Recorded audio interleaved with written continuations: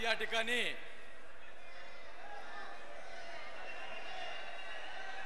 आदरणीय शरदचंद्रजी पवार साहेबांच्या नेतृत्वाखाली मी राष्ट्रवादी काँग्रेस पार्टीमध्ये प्रवेश केला असं मी घोषित करतो।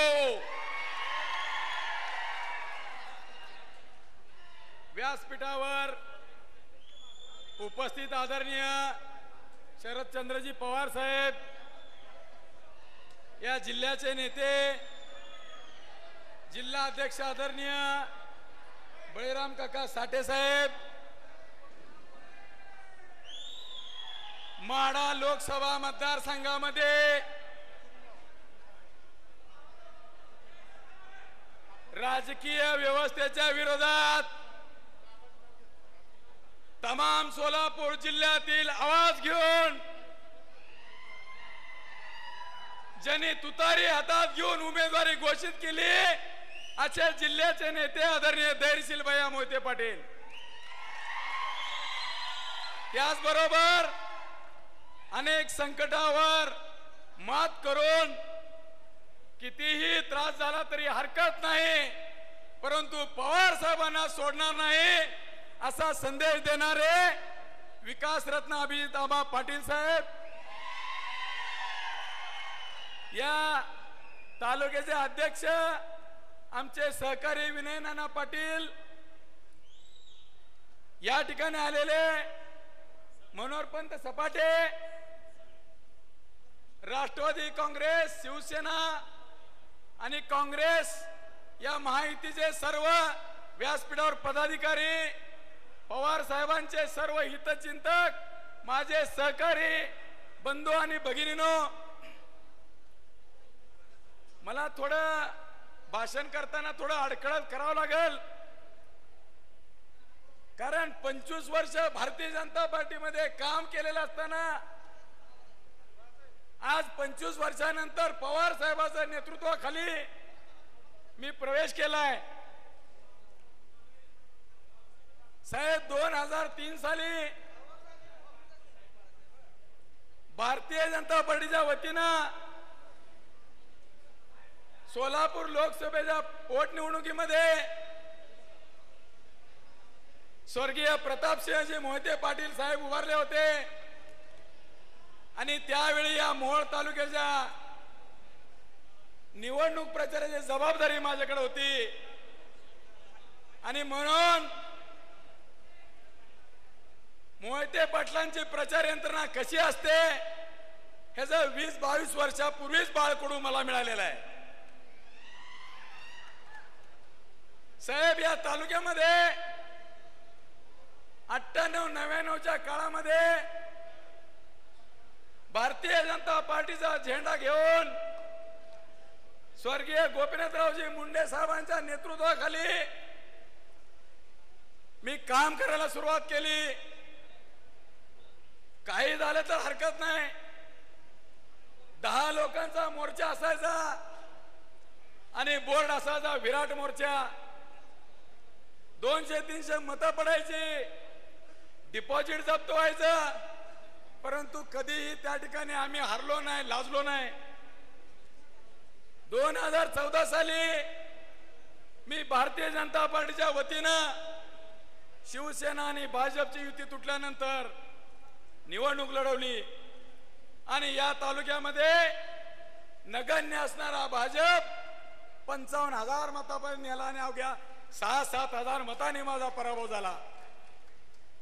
परंतु त्यानंतर 10 वर्षामध्ये या जिल्ह्यातल्या भारतीय जनता पार्टीतल्या अनेक नेत्यांनी जाणीवपूर्वक मला बाजूला ठेवण्याचं काम केलं।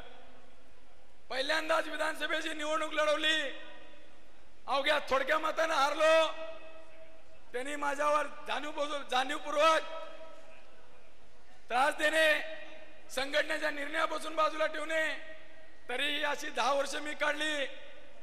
2019च्या विधानसभा निवडणुकीमध्ये माझा कुठलाही प्रवेश नसताना केवळ माझ्या सर्वे रिपोर्टवरती शिवसेना भारतीय जनता पार्टीच्या युतीमधून शिवसेना पक्षाने माझी उमेदवारी जाहीर केली होती। बरोबर आहे का नाही? बघितलं का नाही तुम्ही? परंतु पक्षाचा आदेश नव्हता म्हणून मी उमेदवारी घेतली नाही विधानसभेची. 6000 मतांना पडलो असताना 2019 ला ही जागा भारतीय जनता पार्टीला घ्यायला पाहिजे होती.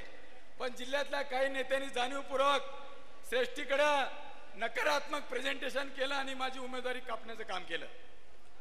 तरी मी नाराज न होता या ठिकाणी काम केलं आणि 2024 ला 10 वर्ष पूर्ण झाली. आणि मग आता आमच्या डोक्यामध्ये विचार आला, ज्या टायमाला राष्ट्रवादी काँग्रेसमध्ये फूट पडली आणि आदरणीय पवार साहेबांनी पत्रकार परिषद घेतली आणि पत्रकारांनी साहेबांना विचारलं की साहेब तुम्ही आता स्वतंत्रपणे वयाच्या 83व्या वर्षी पुन्हा या देशाची लढाई लढायला निघालायत, मग राष्ट्रवादीचा आश्वासक चेहरा कोण, असा पत्रकारांनी प्रश्न केला.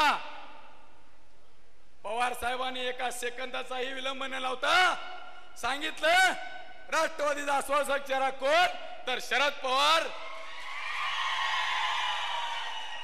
आणि मी ज्या टायमाला हे दृश्य टीव्हीवर पाहिलं त्यावेळेस माझ्यासारखे असंख्य लाखो तरुण जे खचले होते, आत्मविश्वास गमावून बसले होते, त्यांना वाटत होतं आता राजकारणात आपलं काय खरं नाही. पण त्या पवार साहेबाच्या एका वाक्यानं या महाराष्ट्रातल्या लाखो तरुणांना उभा केलं. आणि म्हणून मी निर्णय केला, या पक्षामध्ये राहून अन्याय सहन करण्यापेक्षा, जाणीवपूर्वक आपल्याला डावलण्याचे प्रकार सहन करण्यापेक्षा पवार साहेबांच्या नेतृत्वाखाली प्रवेश करू. आणि मग त्या दिवसापासून आम्ही आमच्या प्रवेशाची बांधणी चालू केली. आता ही जागा राष्ट्रवादी आणि महाआघाडीमध्ये कुणाच्या वाट्याला जाईल माहित नाही. तरी सुद्धा कुठलीही अपेक्षा न बाळगता साहेबांची भेट घेतली आणि साहेबांना सांगितली माझी सर्व हिस्ट्री. आणि साहेब मला काय देऊ नका, मला फक्त आशीर्वाद द्या, मी लढवय्या सैनिक आहे, मी खंबीरपणे तुमच्या पाठीशी उभा राहीन.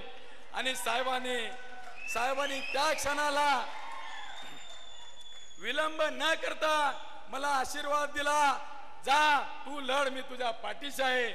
आणि म्हणून साहेब मी या सर्व तालुक्यातील जनतेच्या समक्ष आपल्या पक्षात प्रवेश केलाय. 25 वर्ष ही लोक 50,000 कधी विधानसभेला, 55,000 कधी, 60,000 कधी, लोकसभेला 2.5 लाख अशा पद्धतीचं मताधिक्य अनेक निवडणुकीमध्ये दिलं. परंतु मला या ठिकाणी सांगायला वाईट वाटतंय, ज्या पक्षामध्ये मी 25 वर्ष काम केलं त्या पक्षाची 1999 पासून 2024 पर्यंत 7.5 वर्षाची सत्ता होती. परंतु त्या 7.5 वर्षाच्या सत्तेमध्ये हा संजय क्षीरसागर 1 रुपयाचा भारतीय जनता पार्टीचा लाभार्थी नाही. जाणीवपूर्वक मला जनतेच्या विकास कामापासून जिल्ह्यातील नेत्यांनी बाजूला ठेवलं गेलं. आणि म्हणून मला काय कशाची भीती नाही, मी तुमचा लाभार्थीच नाही तर मी भिऊ कशाला. आणि दुसरा माझ्या समोरचा प्रश्न होता की ज्यांनी 25 वर्ष माझी पाठराखण केली या तालुक्यातल्या जनतेनं, त्यांचं ऋण मी फेडू कसं. आणि म्हणून त्या प्रश्नाचं एकच उत्तर होतं, ते म्हणजे आदरणीय शरदचंद्रजी पवार साहेब.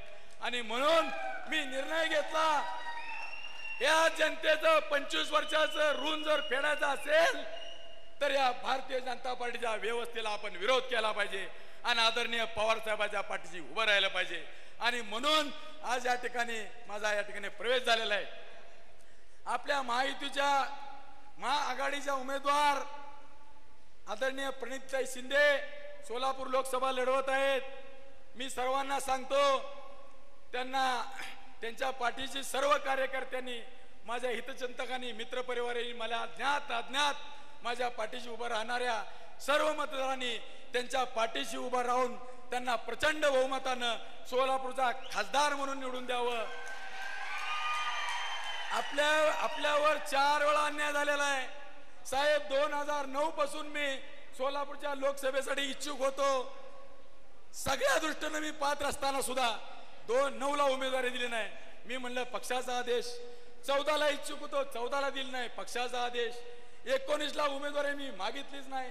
त्याचं कारण होतं, असंच होतं साहेब, सोलापूर विद्यापीठाला अहिल्यादेवी होळकरांचं नाव द्या म्हणून आम्ही या जिल्ह्यातल्या धनगर समाजानं खूप मोठं आंदोलन उभं केलं होतं आणि सरकारनं आमचा शब्द ऐकला. या ठिकाणी काय आमचे लिंगायत समाजाचे बांधव आहेत, लिंगायत समाजाच्या बांधवांनी बसवेश्वरांचं नाव द्या म्हणून त्या ठिकाणी आंदोलन उभं केलं होतं. परंतु सरकारनं आमचं ऐकलं, त्यामुळे लिंगायत समाज थोडासा नाराज झाला होता आणि म्हणून 2019ला जय सिद्धेश्वर महास्वामी या महाराजांना लिंगायत समाजाच्या भाजपने उमेदवारी दिली. आम्ही एक मतानं सर्वजण त्यांच्या पाठीशी उभं राहिलो आणि त्यांच्या विजयामध्ये आम्ही खरीदा वाटा दिला. मात्र मला असं वाटलं होतं की 2024ला तर या ठिकाणी आपल्याला संधी मिळेल आणि या जनतेची सेवा करण्याची संधी मिळेल. परंतु 2024लाही मला जाणीवपूर्वक डावलून ज्यांना एक रातीत या मोहिते पाटलांनी आमदार केलं अशा माणसाला पुन्हा या ठिकाणी आणलं आणि ते 1 महिन्यात खासदार व्हायचं पुन्हा स्वप्न बघू लागले. आपल्याला माहित आहे मित्रांनो, आपला लोकप्रतिनिधी कुठला असला पाहिजे, कसा असला पाहिजे, त्यानं कसं काम केलं पाहिजे. तुम्ही बघताय प्रचार यंत्रणा चालू आहे, कोण काय बोलतंय, कोण कसं बोलतंय. त्यामुळे या जिल्ह्यातल्या जनतेने आता ठरवलंय, आपकी बार धैर्यशील मोहिते पाटील त्या ठिकाणी आणि प्रणिताई शिंदे या ठिकाणी विजय होणार आणि त्यांना सर्वांनी विजयी करावं अशी मी या ठिकाणी विनंती करतो. आणि वेळेअभावी मी माझी रजा घेतो आणि पवार साहेबांचा आशीर्वाद मला मिळालेला आहे. तुम्ही निश्चिंत राहा एवढंही तुम्हाला ग्वाही देतो आणि माझे दोष संबोधतो.